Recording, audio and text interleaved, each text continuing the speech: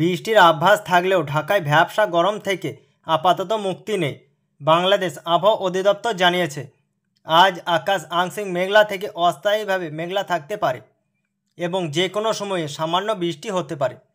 তবে দিনের তাপমাত্রা প্রায় অপরিবর্তিত থাকবে, ফলে গরম ও আর্দ্রতার কারণে অস্বস্তিকর আবহাওয়া অব্যাহত থাকতে পারে। সোমবার সকাল 7টা থেকে পরবর্তী 6 ঘন্টার জন্য ঢাকা ও পার্শ্ববর্তী এলাকার পূর্বাভাসে জানানো হয়েছে, আকাশ আংশিক মেঘলা থেকে অস্থায়ীভাবে মেঘলা থাকতে পারে। দিনে যে কোনো সময়ে সামান্য বৃষ্টি হতে পারে, তবে দিনের তাপমাত্রা প্রায় অপরিবর্তিত থাকবে।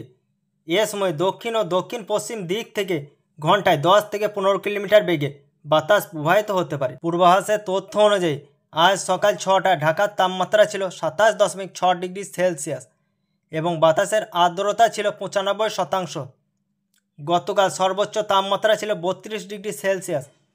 আজকে সর্বনিম্ন তাপমাত্রা রেকর্ড করা হয়েছে 27.4 ডিগ্রি সেলসিয়াস। গত 24 ঘন্টায় ঢাকায় মাত্র 2 মিলিমিটার বৃষ্টিপাত রেকর্ড করা হয়েছে।